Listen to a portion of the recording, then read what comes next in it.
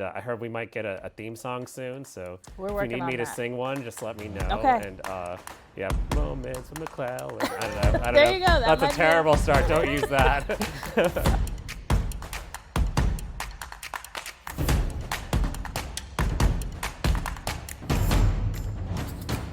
Moments with McClellan. I don't know.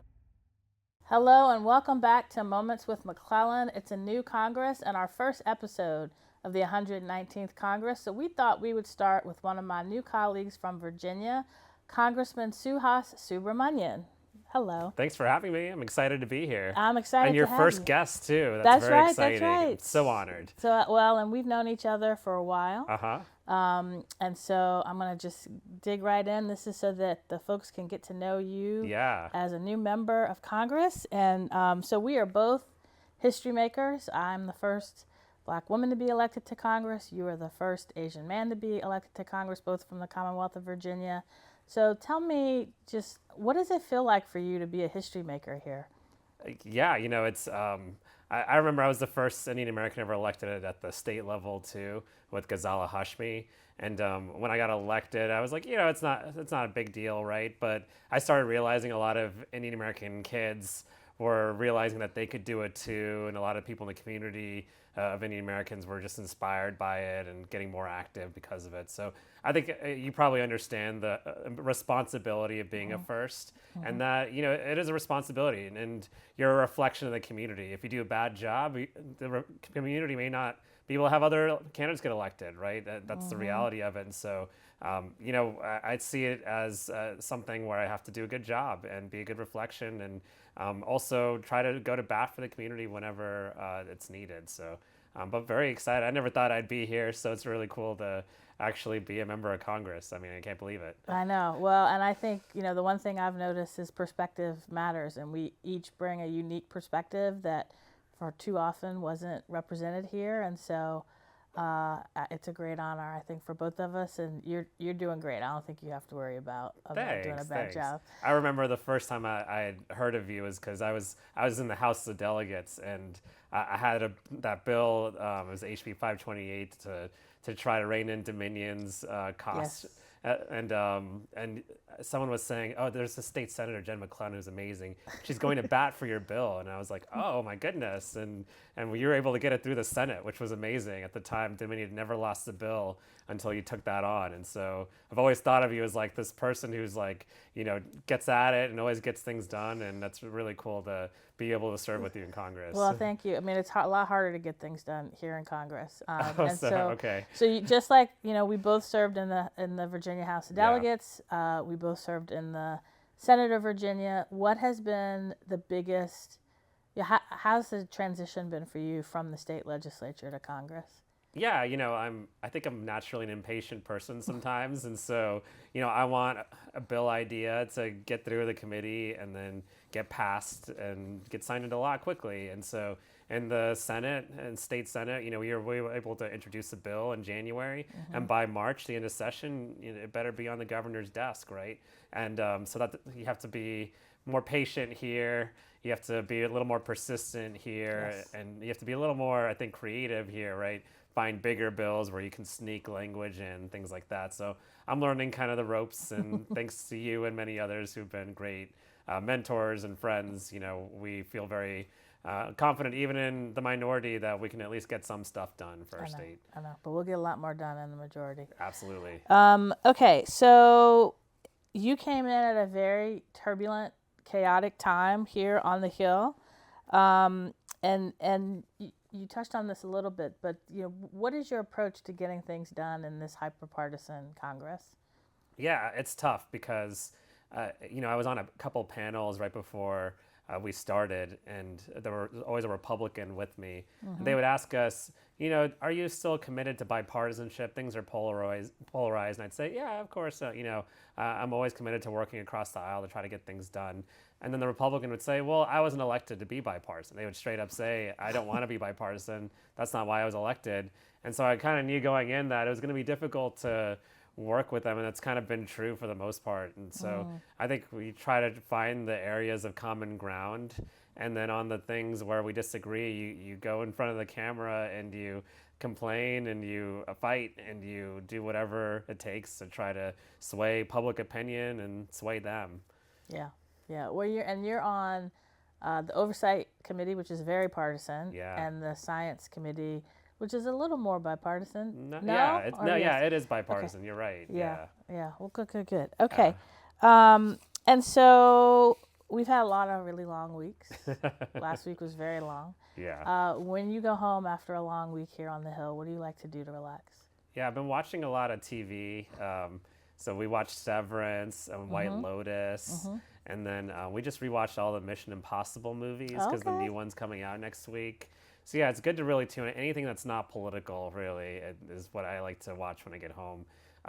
Certainly I still try to like keep up with everything, but it's nice to come home, see the kids as well. One of the nice things is that I'm a driving distance away from home, so I sleep in my own bed at night, and I try to be with the kids for bedtime and morning time too. And so they keep me. When I go home, I'm the least important person. I'm not the congressman anymore. They're the princesses, and I'm their horse, and they Yeah. tell me where to go, what to do, and boss me around. But it's fun to have them when I get home. And So how old some are they now? levity. They're 3 and 5 now, yeah. Okay. So they're very they've got attitudes though, but they're a lot of fun though. But, Just wait until they're tweens. oh yeah, Yeah. okay, yeah, we'll see. So what is speaking of TV, is there one either TV show or movie or book that's had a huge impact on you? Oh yeah, that's an interesting question. I mean, I'm a vegan now, and Okay. I read this book called Forks Over Knives, and it was a documentary too. And so my dad had heart problems most of his life, and his dad passed away at my age in his late 30s of heart disease. And so, I was looking for ways, what can I do to be proactive? Because I know I was told that, hey, you may not live that long because the men in your family don't live that long. And so I kind of switched to like a more plant-based and healthy diet. And since then, all my numbers dropped in a good way. That's good. And so, yeah, I think that documentary definitely had an impact on me. Sounds like it. Yeah. Yeah. Outside of politics, what's your proudest accomplishment? Oh, that's a great question. I was the first person to run a marathon in my family Oh, when I was wow. in high school. Yeah, I actually didn't even train for it. I was a distance runner at the time, and then I decided, well, if I can run 6 miles, why not 27 or whatever? And so, Yeah. and so the first 18 miles are great, and then like my body was like giving out, but I was like, you know what, I'm gonna do this. And so, Yeah. I ended up doing it. And I finished second in my age group too. That's which was, pretty good. I know, right? Yeah. And then I never ran one again. I was like, I did not like that experience, but check that box and can say I did it. But yeah, Okay. that was a fun one. I was a distance runner in Oh, you were? high Okay. school. I did the mile and the 2 mile. Oh, nice. Yeah, I'm okay. not ready to do a marathon. Not, yeah. I don't think we need to do marathons anymore. We have Congress. That's our marathon. That's our marathon. Yeah. That's right. Okay, so other than Virginia, because that has to be your favorite, of course, what's your favorite place you visited? Oh, in the U.S., all my family's in Houston. Okay. So I like to go back and see my sister and my nieces and nephews, my parents. They're all in Houston. Outside the U.S., I love going to Mexico. Mexico City, I've gone like 10 or 12 times and at least, and we just love going down there, and I love the culture and the food and everything. And we took my kids there for Christmas last year for the first time, and they had a blast. And then we took them to the beach too, which is always really nice too. Oh, fun. Yeah, but we love Mexico. That's fun. That is a lot of fun. So, it has been a really chaotic time, and there are a lot of people, I think since November, who have just felt a little anxious. What piece of advice would you give people about how to get through this chaotic time right now? Yeah, I don't know. I wonder what your answer would be. I mean, for me, it's I try to meditate. I do meditate. You do? Yeah, Okay, I there do, we go. yeah. We should have a little meditation We caucus. should. Yeah, yeah. No, that's a good idea. even just like some breathing for a couple minutes to just, if I'm getting really anxious, just calm myself and just know that if I wasn't here, I'd be at home yelling at the TV, right? So like I'm here and I get to try to make a difference, and then I think the more I do, the more active I am in trying to fight the bad stuff and push the good stuff. The the better I feel about, at least I'm doing something, right? Yeah. I'm trying to be proactive. And so those are the ways I think I try to handle it. How about you, though? I meditate. I do transcendental meditation. Okay. I try to do it twice a day, 20 minutes. Wow. And the rules I've sort of adopted this year are put your own mask on first, because if you're not taking care of yourself, you can't take care of anybody else. Yeah. Focus on what you can control. Yeah. And that at least fills my day, so I don't have time to freak out about the rest. And then get some joy in there. So when we were in the middle of COVID, my daughter Samantha, who was 4 at the time, took my phone and recorded a video that she thought was going straight to YouTube, where she said, COVID's been really hard to us, but get some joy in there. So we were like, okay, if she can get some joy in there, being stuck in the house at 4, we can find some joy. So that's how I get through. Yeah, sometimes I'll post like family pictures on social media, and then people are like, why aren't you working hard? And I'm like, sometimes we gotta like take some time to take care of ourselves and our families, because that'll make us better when we go back to work, right? And serving the people. And so that's what I found. So spoiler alert, everybody, we are regular human beings who get anxious and get bored and get excited and have to do things to take care of ourselves and have fun. So, all right, so now we're going to go through the lightning round. Uh-oh, okay. So what's your most used emoji? I think it's the one with the surprised face. Yes. Because my team sends me headlines on our WhatsApp group, and I'm sort of like, what? Really? It's a lot to be surprised Yeah, about. So there's a lot of surprised face emojis right now. You're not sharing Yeah.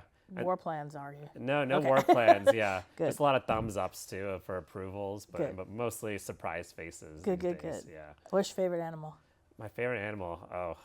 We have a llama farm in our district. I love llamas. We adopted one. Cool. Yeah, for a while. I don't know if we've kept up with the adoption payments or whatever, but it's been since we had kids, we've stopped. But yeah, I think they're funny animals. And They're they're a lot of fun. Yeah. Beach or mountains? I like mountains, but my family, my kids, and my wife like the beach. So I'm starting to become more of a beach person. Okay. Yeah. What's your favorite movie? Oh, I loved that movie Office Space. I just Yes. still crack up every time I see that movie. That is a funny movie. Yeah. Okay, on social media, are you a poster or a scroller? Definitely a scroller, yeah. If I wasn't in this job, I would never post, I think.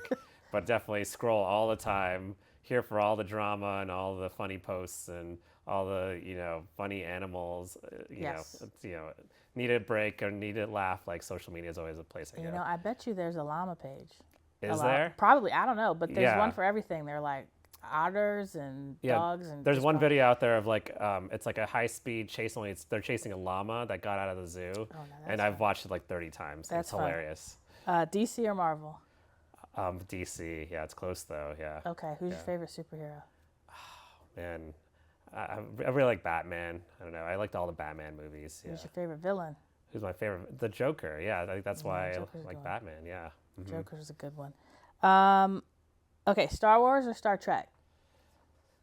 I haven't really watched Star Trek, but Really? I think I would probably like it better if I watched it. But Star Wars, because I've watched it, but I should check out Star Trek. You should check out Star Trek. Yeah. Which season should I check out first? I like the original series. The original series, Yeah, okay. With yeah. Shatner and everyone? Yeah, Okay. I like the original. All right, I'll go back to that. Nothing beats the original. Okay, so if there is one thing that would surprise people about you, what is it? I know, like, there's been others, like Jen Carol Foy, who are like, I didn't know that you made jokes and stuff. I thought you were a very serious person. And I was like, okay. Like, people tell my wife that a lot. It's like, I got to know Suhas, and he, like, jokes around and, like, makes fun of things, and I didn't know that about him. So I think that might be it. I don't know. It's always the quiet ones. It's always the quiet ones. Yeah, exactly. Yeah. Okay, well, any final word you want people to know about you? I know. I'm looking forward to the rest of your episodes this year. We'll be tuning in. And I heard we might get a theme song soon. So We're if you working need on me to that. sing one, just let me know. Okay. And yeah, moments with McClellan. I don't know. I don't There know. you go. That That's might a be terrible start. Don't use that. But right. yeah, thanks for having me on. This was a lot of fun. Well, thank you for joining us, and thank you all for joining us. We'll see you next time.